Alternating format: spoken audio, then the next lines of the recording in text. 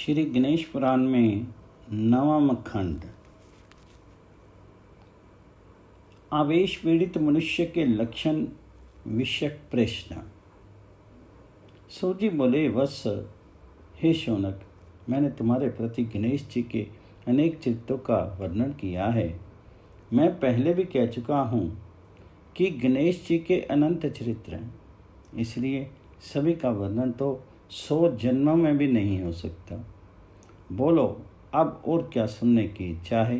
तो शौनक जी ने सूजी को प्रणाम करके निवेदन किया, है प्रभु, गणेश जी के शुभ चरित्रों के श्रवण से मेरा मन भारी नहीं रहा, इसलिए अभी कुछ और भी सुनना चाहता हूँ।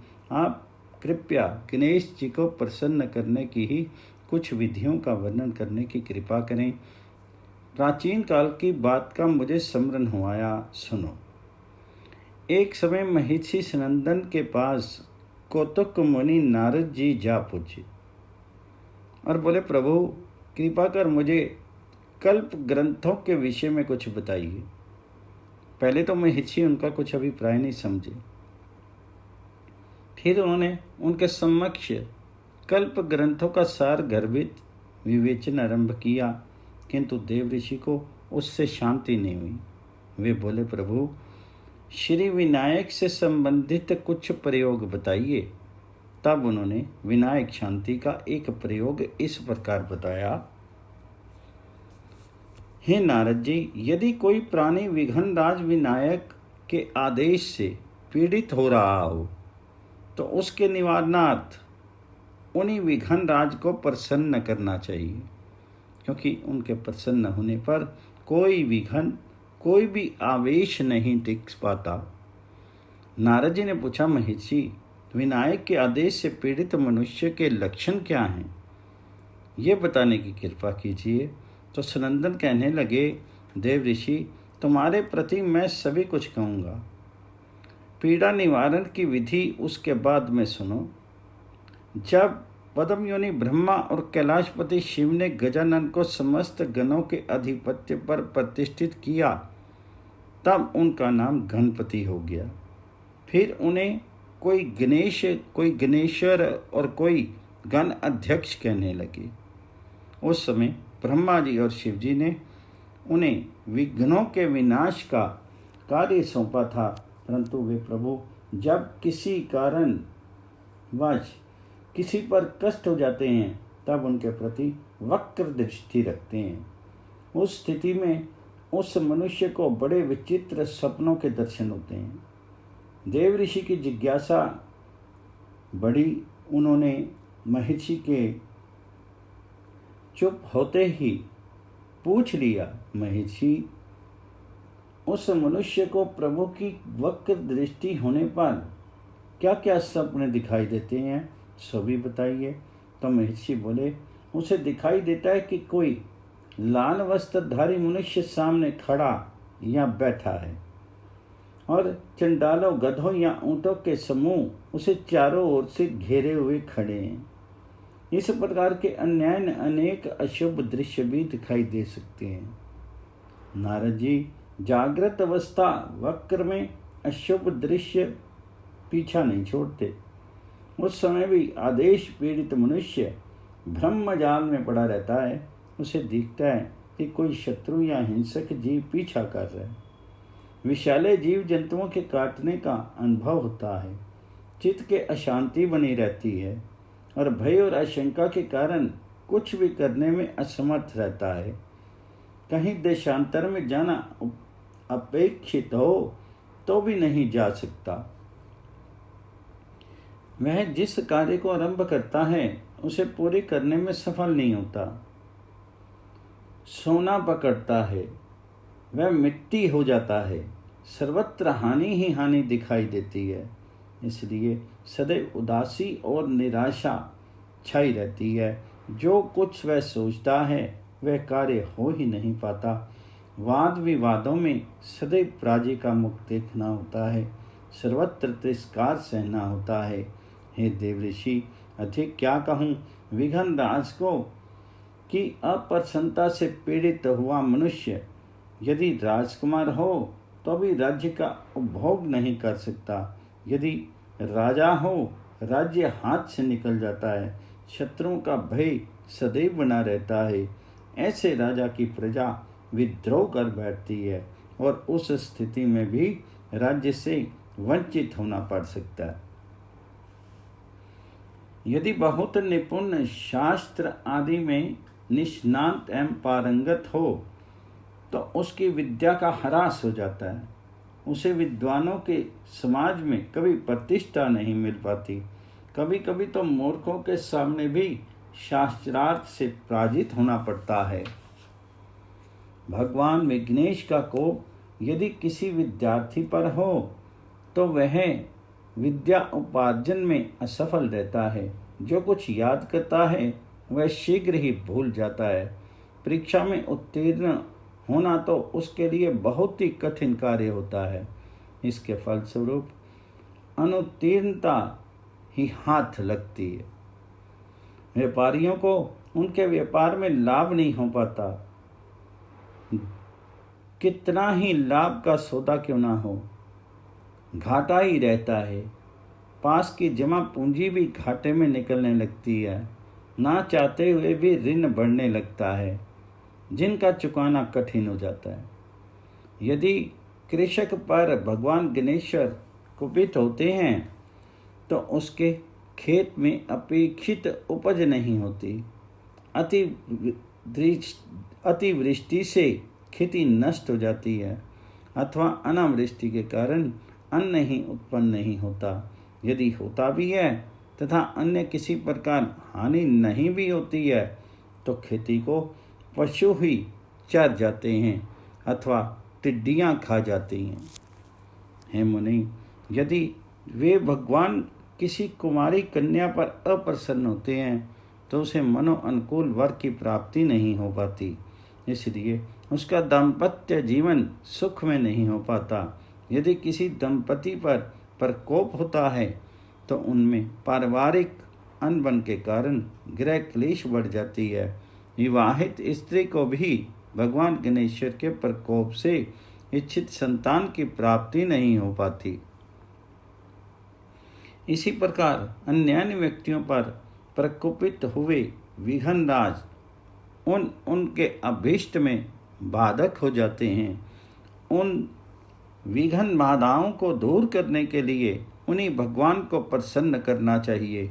उनके आदेश से पीड़ित मनुष्यों को आदेश से मुक्त करने के लिए इस विधि का प्रयोग करना चाहिए। हे देवऋषि, भगवान गणेश्वर सहज भक्ति भाव से शीघ्र ही प्रसन्न हो जाते हैं। यदि कोई बहुत कठिन तपश्चर्या करता है तो भी उनके प्रति हार्दिक भक्ति नहीं रखता तो उसे सफलता नहीं मिल पाती।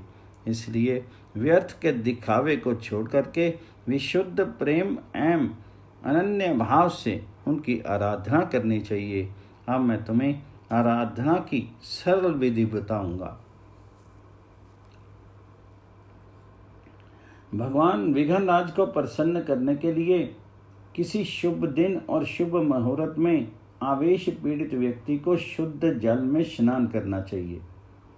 प्रथम घृत में पीली सरसों का चूर्ण मिला करके उपटन करें।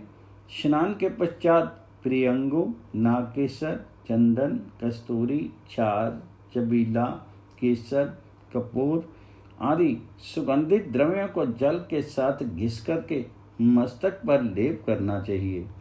फिर किसी गहरे कुएं अथवा सरोवर आदि के 4 कलशों में पानी भर करके लावे।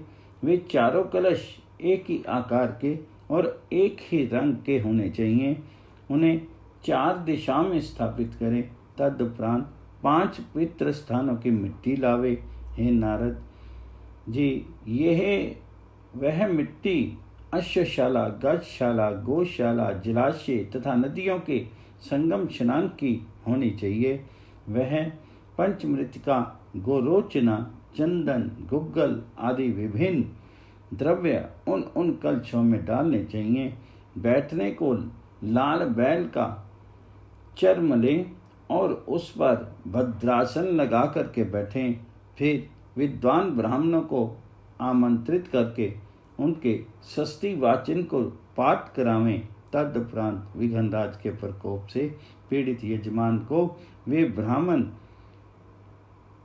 निम्न क्रम से अभिषिंचित करे। प्रथम पूर्व दिशा के कलश का जल लेकर के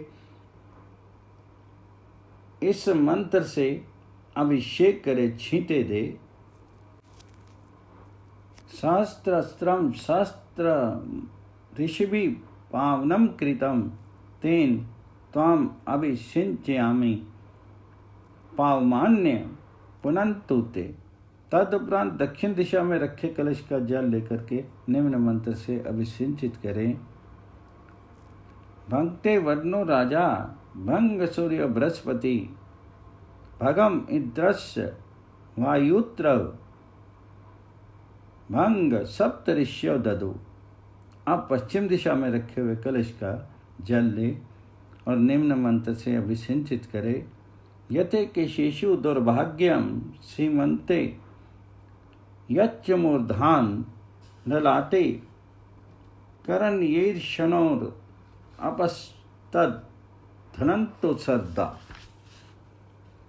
अंत में उत्तर दिशा में रखे कलश में के जल से उपयुक्त तीनों मंत्रों का उच्चारण करते हुए अभिषेक करना चाहिए। फिर इस प्रकार से मंत्रों के उच्चारण पूर्वक अभिषेक की पूर्णता करनी चाहिए। ओम मिताय स्वाहा, ओम समिताय स्वाहा, ओम शालाय स्वाहा, ओम कटकटाय स्वाहा, ओम कुष्मांडाय स्वाहा, ओम राजपुत्राय स्वाहा। फिर मस्तक पर स्थाली पाक की विधि से चरु तैयार करना चाहिए। उस चरु का उक्त के साथ ही अग्नि में हवन किया जाता है। फिर अवशिष्ट चरु से परिसंबंधित मंत्रों के साथ इंद्र आदि दिक्पालों को बलि अर्पित की जानी चाहिए। तदुपरांत श्री विनायक गणेश्वर और माता पार्वती जी को नैवेद्य समर्पित करें। प्रथम गणपति को निम्न मंत्र से नैवेद्य भेंट करें और भक्ति पूर्वक प्रणाम करें। ओम तत्पुरुषाय विद्महे वक्रतुंडाय धीमहि तन्नो दंती प्रचोदयात्। इसके पश्चात भगवती अंबिका गौरी का नैवेद्य समर्पित करते हुए नमस्कार करें। ओम शुभघाय विघ्नहे काम मालिन्ये धीमहि तन्नो गौरी प्रचोदयात्। फिर गणेश माता गौरी की स्थापना करके उन्हें पुष्प समर्पित करें तथा पुष्प युक्त अर्घ्य प्रदान करें और अंजलि में दूर्वा, मोकक एवं पुष्प चढ़ा करके निम्न मंत्र से अंबिका की स्तुति करनी चाहिए। रूपम देहि यशो देहि भगवती देहि में पुत्रान देहि धनम देहि सर्वम कामाश्च देहि में। तदुपरांत अंबिका का षोडशोपचार या पंचोपचार पूजन करें। अगरबत्ती, चंदन, पुष्प आदि समर्पण करके भगवान शंकर का पूजन करें। उन्हें नैवेद्य आदि समर्पित करके उनकी प्रतिमा के मस्तक पर श्वेत सुगंधित चंदन का लेप करें। उनके कंठ में श्वेत पुष्पों की माला धारण करावें। फिर भगवान शंकर का ध्यान करें। इस प्रकार समस्त विधियों को संपन्न करके ब्राह्मणों को भोजन करावे और श्रद्धा के अनुसार दक्षिणा दे। फिर पुरोहित को भी दक्षिणा और 2 वस्त्र प्रदान करे। हे नारद जी, इस प्रयोग से गणेश के आदेश से पीड़ित मनुष्यों को समस्त पीड़ाएं दूर हो जाती हैं। ओम गण गणपति नमः।